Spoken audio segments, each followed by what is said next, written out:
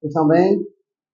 Então é bom. Mais um domingo na casa de Deus, para louvar o nome daquele que é digno, de glória, de honra, de louvor. Para quem, para quem não está nos acompanhando, a gente está numa série temática chamada O Drama das Escrituras.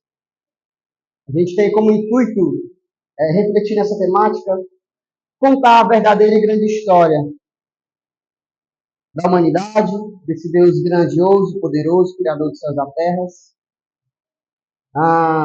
de como que surgiu o povo de Deus, de onde vem essa redenção iniciada pelo próprio Deus. A gente começou aí há um tempo, né? A gente veio lá desde a criação de todas as coisas, Gênesis 1, passou pela queda de Adão, Gênesis 3, a gente passou pelo dilúvio, né? Pela corrupção, melhor dizendo, pela corrupção da humanidade, tamanha proporção que Deus teve que enviar o dilúvio para matar todo mundo e tentar criar novamente uma nova humanidade através de Noé e sua família. E aí toda a história a gente conhece, né? Vocês devem conhecer porque vocês são... Beleza?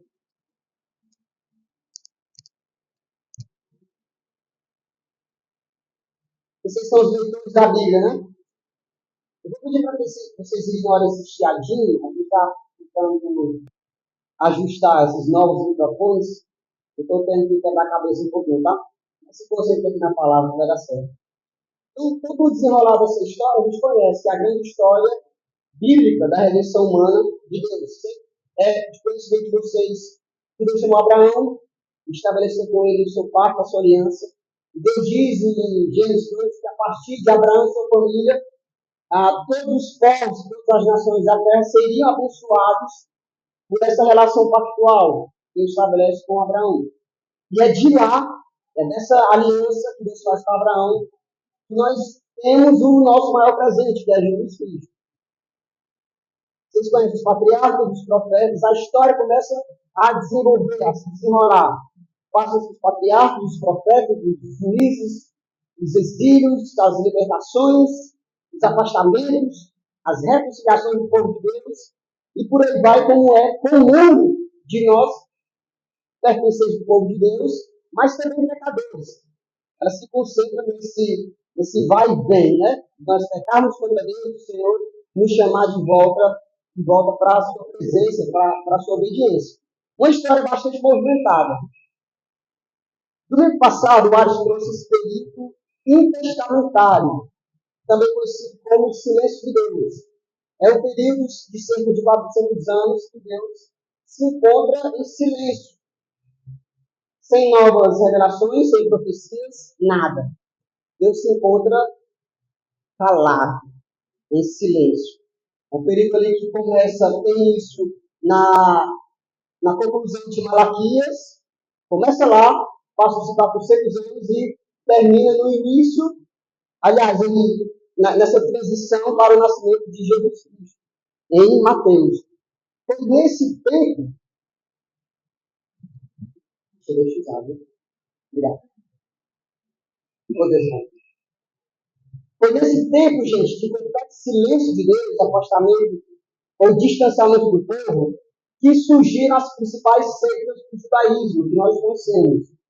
Os saduceus, os essênios, os zelotes, e a mais conhecida do judaísmo, os fariseus. E hoje a gente vai, especificamente na nossa temática de hoje, redenção realizada, a gente vai refletir nesse clímax, né? A gente está contando uma história. E toda história que é contada, ela tem um clímax, um ponto máximo que vai trazer toda a essência daquilo que está sendo contado. E hoje a gente vai refletir nesse clímax, que é justamente a vida de Jesus. Deus havia feito aliança com Abraão, mas desde quando o homem caiu no Éden, Deus já havia prometido que Abraão seria a cabeça da serpente. Mas o ponto é, a gente precisa associar para que a gente entenda até os evangelhos como é que se encontrava esse povo. Foi o povo escolhido por Deus, Deus usou os profetas para guiar o povo, os juízes. Havia, o Alisson trouxe domingo passado aí, os vários impérios persas, gregos, romanos. Então, esse povo, de que forma esse povo se encontrava?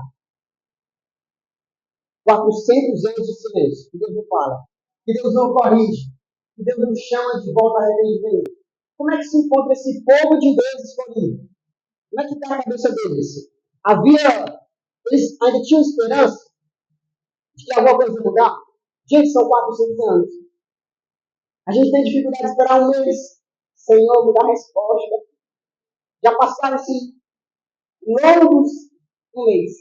Não é isso? Porque nós somos naturalmente imediatistas. Imagina um ano desde o silêncio, Deus não fala nada.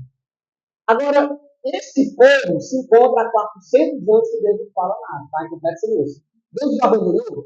Deus está distante? Como é que se encontra a cabeça desse povo? Eles aguardavam uma mudança desse quadro, dessa existência, desse povo, que havia promessa sobre ele? A resposta é sim. Sim, eles aguardavam a resposta. Sim, eles tinham esperança de que, em algum momento, alguma coisa ia acontecer. Alguém iria se levantar e iria guiar esse povo para alguma coisa maior. Essa era a expectativa. Havia uma grande expectativa generalizada, inclusive e principalmente, de que, quando o reino de Deus viesse, era essa expectativa. Nenhum inimigo seria capaz de resistir. Havia uma expectativa em comum desse povo. Está há 400 anos sem ouvir a voz de Deus. Sem Deus chamá-los ao arrependimento, como em outras épocas. Mas a expectativa deles era: o reino de Deus vem. Quando o reino de Deus vier, ele vai ser avassalador. Nós vamos destruir todos os impérios que houvesse. Nós vamos ser conquistadores. O que eles esperavam era que o reino de Israel seria libertado de modo súbito, com a força, e principalmente sujeição de Roma. Era essa a grande expectativa. Mas precisaria haver um precursor, alguém que se levantava para guiar essa espécie de revolução. Então, é óbvio que eles esperavam um líder revolucionário. Ele surgiria com grande poder e influência política e dominância. E aí esse cara ia surgir, ele ia liberar o povo de Israel, e agora todos os impérios que surgiam se encontrariam agora submissos e sujeitos a esse novo reinado. Imagina um povo de 400 anos sendo humilhados, totalmente humilhados, mortos, mas com essa grande expectativa. Vai vir, e ele vai dominar todas as coisas. E ele vai ser grandioso, poderoso, e a gente vai rir deles. E a gente vai mostrar como nós somos poderosos. E a gente vai mostrar, e agora nós vamos estabelecer as nossas regras, a nossa cultura, nós vamos estabelecer aquilo que nós fomos ensinados, e agora vai haver somente um povo, toda a gente vai ser humilhado, todos esses povos vão ser submissos a nós. Imagina só, era essa a expectativa. No entanto, irmãos, como eu falei agora a princípio, foi nesse período de 400 anos que surgiram essas principais seitas, ou seja, um povo teoricamente unido, mas fragmentado, as suas ideias, os seus ideais. Fragmentado porque surgiram essas novas seitas do judaísmo, os saduceus, os zelotes, os essênios e a que nós mais conhecemos, né, que são os fariseus. Unidos e fragmentados ao mesmo tempo. Parece um paradoxo, né? É um paradoxo. Unidos pelo profundo ódio a todos aqueles que estão fora da aliança. Como já é de comum, inclusive o apóstolo Paulo combate isso na carta aos Romanos, quando eles se acham os donos da vontade de Deus, né? O povo escolhido de Deus, sem qualquer isenção disso. Eles são o povo, nós estamos fechados. Quer ser povo de Deus, vai ter que se considerar. Quer ser povo de Deus, vai ter que cumprir a letra, o judaísmo à risca. Duas coisas uniam esse povo fragmentado por meio durante esse tempo. Duas coisas uniam esse povo. A primeira delas, essa grande expectativa era um povo que havia se fragmentado com esses novos ideais do judaísmo, havia suas peculiaridades em cada eixo.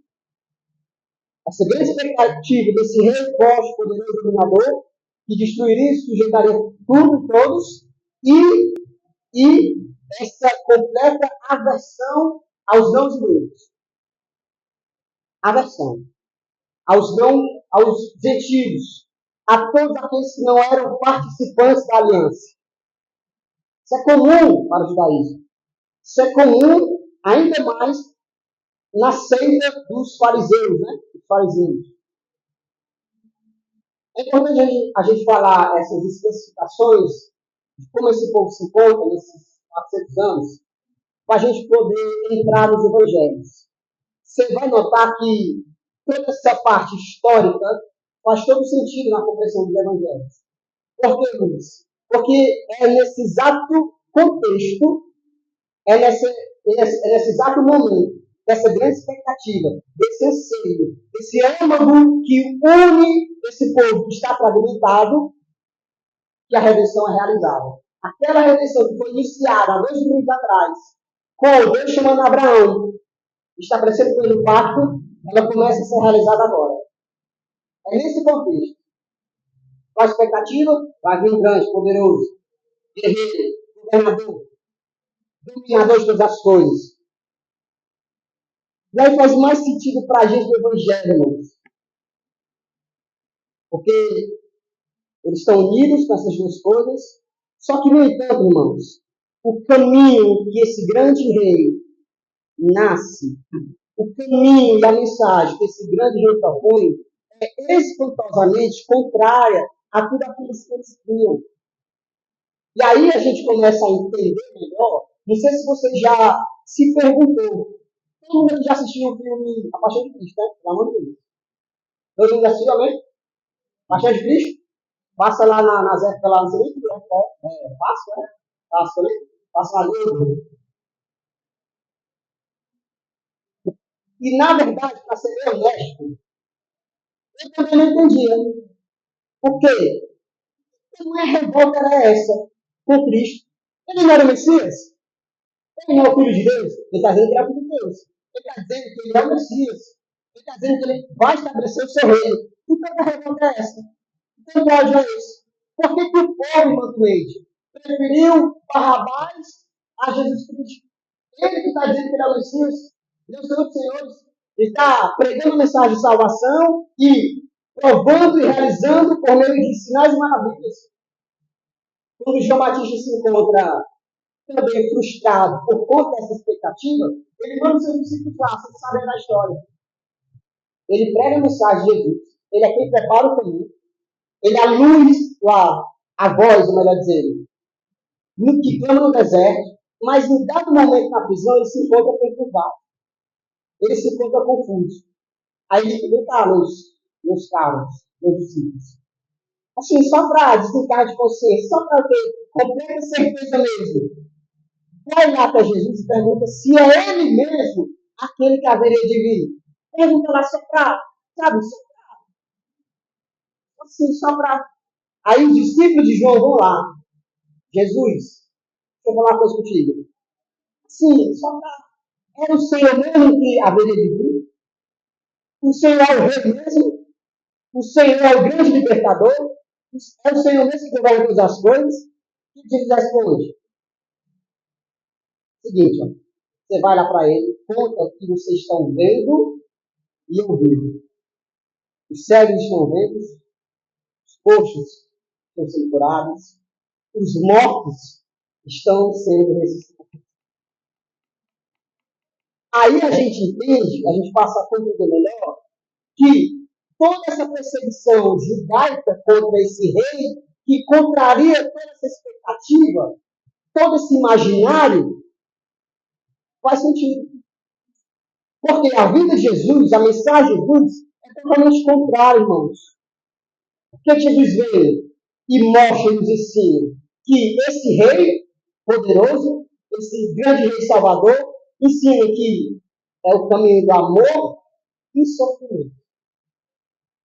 É o caminho de amar os inimigos em vez de sua destruição. É o do perdão incondicional em vez da retaliação. A prontidão é sofrer em vez do uso da força. Essa é a mensagem de Jesus. Você vê a disparidade que há daquilo que eles criam, daquilo que era o âmago de sua expectativa, revolucionário, poderoso, dominante, para aquilo que Jesus está ensinando. Não, peraí, não é bem por aí que vocês estão pensando. É um caminho de amor e sofrimento. É um caminho de amar os inimigos.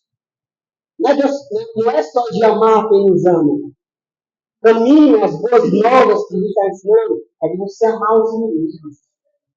Tudo isso é contrário a tudo aquilo que eles passam a crer, ou creram a vida inteira. E o que nós vemos nos evangelhos, Mateus, Marcos, Lucas e João, embora sejam textos bastante similares e semelhantes, eles não procuram contar a história de Jesus cronologicamente. Esse não é o interesse dos evangelhos, tá? Mas unicamente em voltar ao tema central. Qual é o tema central dos evangelhos? O reino de Deus. Assim como é a mensagem de Cristo. Os evangelhos, como tema central, é o reino de Deus. Queria abrir com vocês em Marcos 1, verso 15. Quer esse irmão? Vai pegar e vai abrir a Bíblia? Vamos sim. Abre sua Bíblia. Marcos 1, 15. Palavras do nosso Senhor.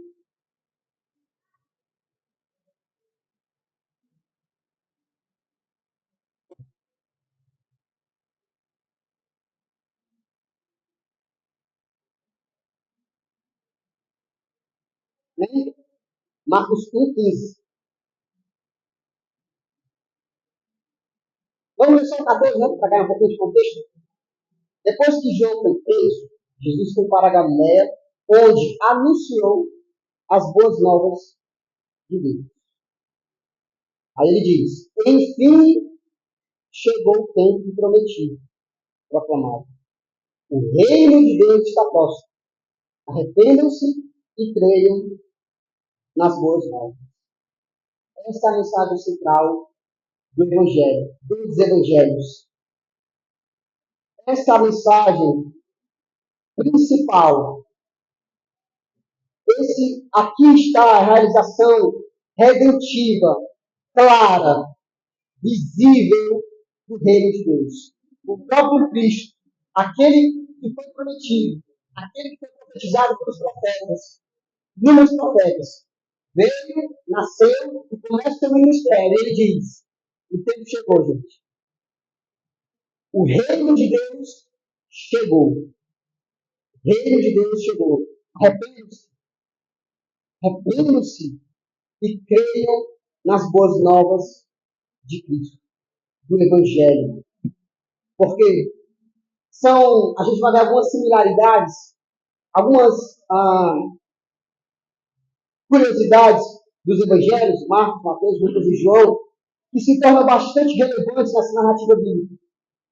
Bastante relevantes nessa narrativa bíblica, porque nós estamos olhando para a história, para a verdadeira e grande história. E nós precisamos acreditar e crer nessa verdadeira e grande história. Por que isso? Porque por ele, para ele, por meio dele, são todas as coisas. Dele quem? Cristo. Cristo é o nosso alvo máximo. Cristo é o nosso Redentor. Cristo é a causa de nós estarmos aqui. Cristo, ele é o nosso Redentor. Cristo é aquele que havia sido prometido pelos profetas. Aquele que seria moído pelas nossas transgressões. É aquele que, por meio dele, nós seríamos sarados. É aquele por quem Paulo diz que, por meio dele, nós somos chamados filhos de Deus. Por meio de Cristo. É Cristo. Cristo não tem uma resposta para nós. Cristo, nesse dado momento da história, dessa narrativa bíblica, ele é a resposta. Ele é o clímax dessa história. Ele é o ponto central. Todo o Antigo Testamento, toda a construção dos 10 mandamentos, toda a construção do povo de Deus, todo afastamento, toda a reconciliação, todos os trâmites que Deus estabeleceu na antiga aliança, irmãos, apontavam para esse clímax, apontavam para esse grande momento da grande história. Cristo anunciando a mensagem do Evangelho, as boas novas. É por meio dele, é por meio de sua mensagem, é por meio das palavras de Cristo, da vida de Cristo, que esse povo foi reconciliado com Deus. É ele, irmãos. É ele a nossa resposta. É ele prometido e esperado. É ele que veio nos reconciliar com Deus. É ele, irmãos. É Cristo. É a ele que nós devemos a nossa vida. É a ele que nós devemos a nossa devoção. É a ele que nós devemos a nossa entrega. É a ele que nós devemos o nosso esforço, a nossa entrega, a nossa dedicação, o nosso sacrifício, irmãos. É ele a causa. É a ele que nós devemos renunciar quem nós somos. Nossos desejos pecaminosos. Por ele e para ele são todas as coisas. Ele é digno, irmãos, de nossa vida. Ele é digno de a gente, como diz o apóstolo Paulo, de mortificar a nossa carne, os nossos membros, para permanecer fiel a ele. Porque foi por ele, irmãos, foi ele que padeceu por nós. Foi ele que foi enviado pelo próprio Deus como resposta, como sacrifício vivo, como ovelha muda ao matador. Foi ele, irmãos. Ele é o nosso Senhor, irmãos. Ele é a causa de nós estarmos aqui. Ele é a causa de nós estarmos unidos como pessoas diferentes, pensamentos diferentes, mas unidos por esse amor. É Cristo, irmãos. Algumas peculiaridades históricas e textuais dessa narrativa.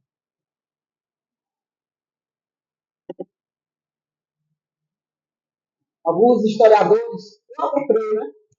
Dizem que Marcos foi o primeiro dos evangelhos a ser escrito, né? Marcos começa com a história de Jesus como ministério de João Batista. Não é isso? Para nos lembrar das profecias do Antigo Testamento. Sobre o precursor que havia preparado o caminho para o Messias. Marcos traz essa peculiaridade. O livro de Marcos, o Evangelho de Marcos. Mateus volta os seus olhos um pouquinho mais para trás. Revela o mistério de Jesus na história de Israel, iniciada em Abraão. Uma nova peculiaridade dessa grande história. Para Mateus, como historiador, como autor do Evangelho, Jesus entra nessa história e de fato é, irmãos, para concluir o que ele já havia começado no início das coisas.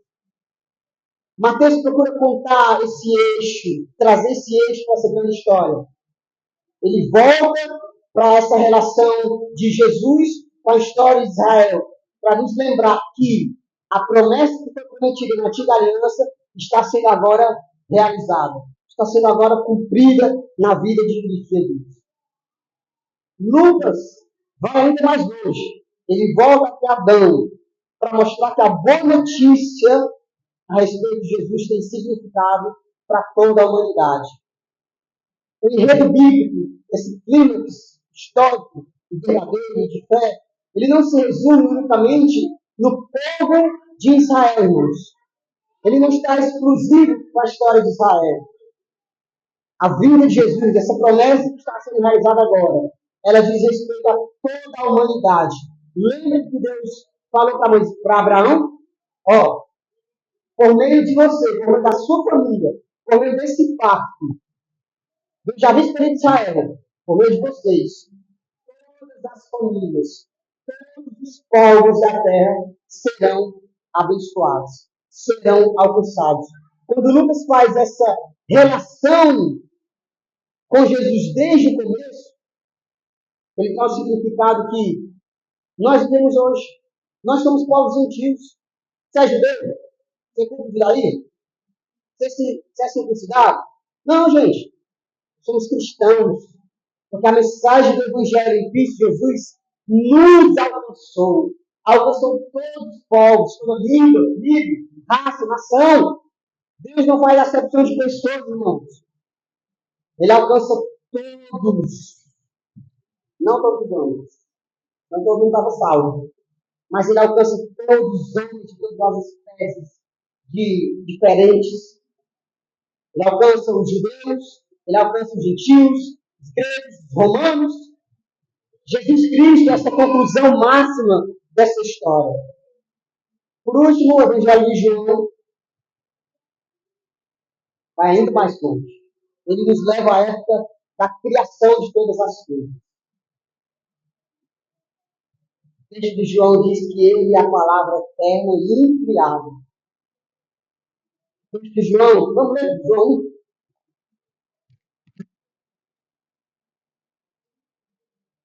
Os autores inspirados por Deus, falando e tratando dessa trajetória de Cristo. João,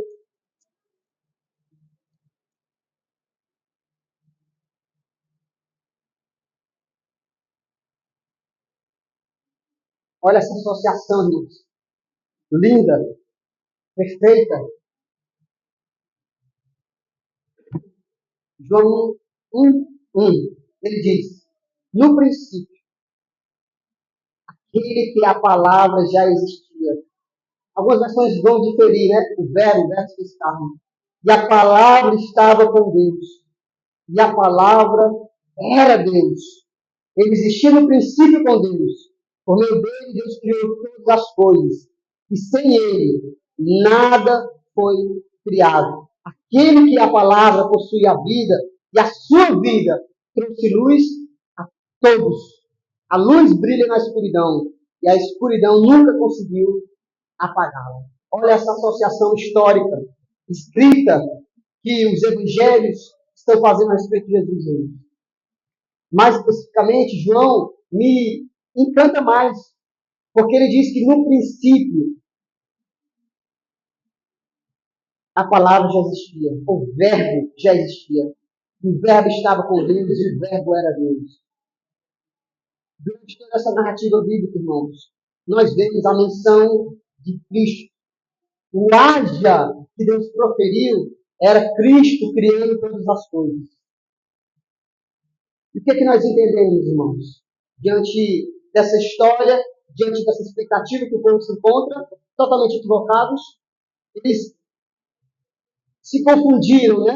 Naquilo que nós chamamos de já e ainda não. Jesus Cristo, sim, virá como governador, como soberano, e ele vai sim, irmãos, destruir e sujeitar todos os impérios, todos os reinados que nós criamos. Mas ainda não.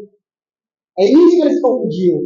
A expectativa dele é que quando Cristo viesse, que o Messias viesse, que esse libertador viesse, isso já acontecesse. Mas não era bem assim. Jesus veio como uma ovelha, como uma boa nova, com uma mensagem, para cumprir e obedecer todo o plano eterno de Deus. Mas sim, irmãos, esse ainda vai ser cumprido.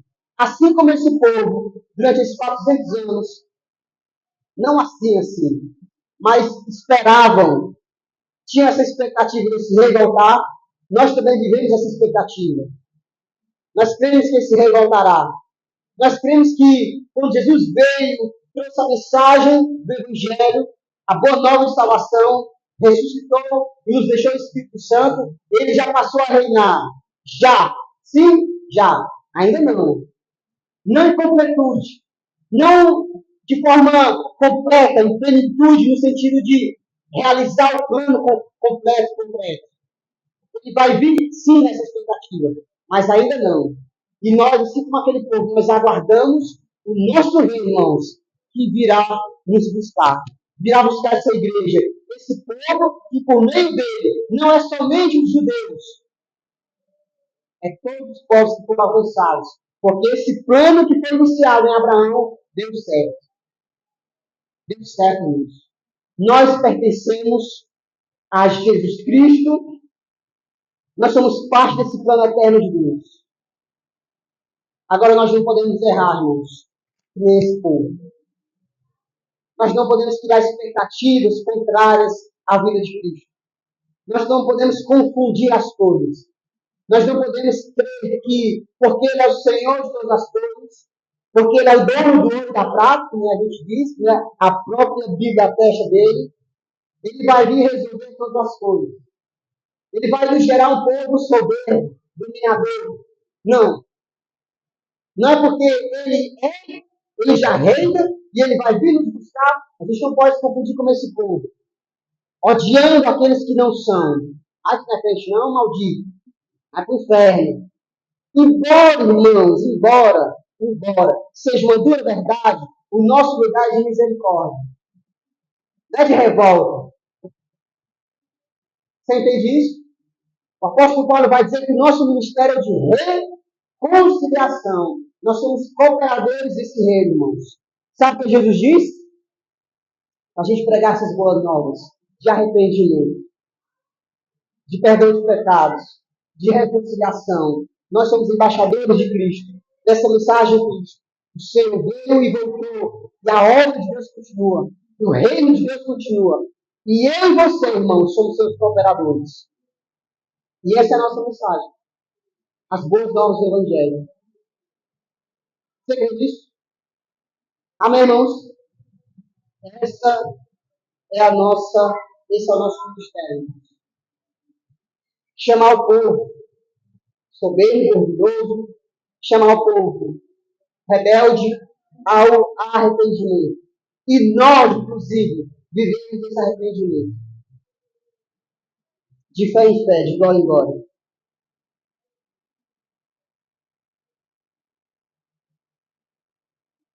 Nós precisamos crer, irmãos, que o Senhor governa todas as coisas, que nada pode ser controle, que nós temos uma responsabilidade que Ele nos deixou, para que nós cumpramos a sua vontade.